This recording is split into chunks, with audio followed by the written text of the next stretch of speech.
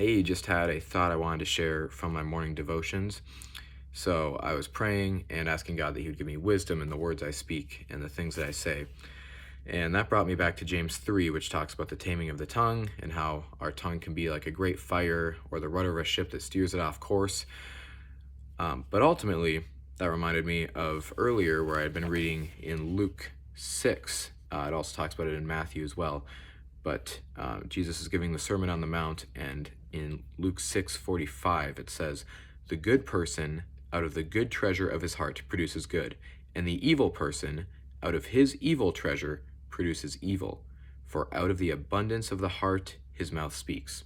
I think I grew up on a translation that says, "Out of the overflow of your heart the mouth speaks." So Jesus often does this where he takes a sin and then brings it back to the root issue, which is the heart. So he does this with hate being the root heart cause for murder. He says that lust is actually the heart issue behind adultery. People had a problem with the divorce laws, and Jesus says, well, that's because of the hardness of your heart.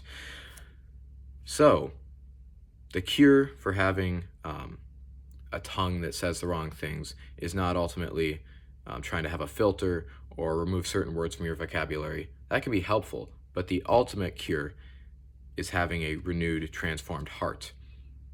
You can't fix what's coming out if the root of what's causing that is still corrupted.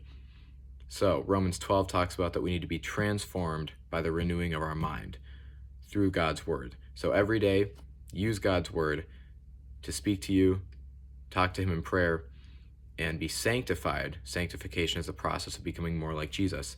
And that will be what fixes the problems of impure speech, impure thoughts. It's not ultimately about those thoughts, it's about the root of those, your sinful fleshy desires.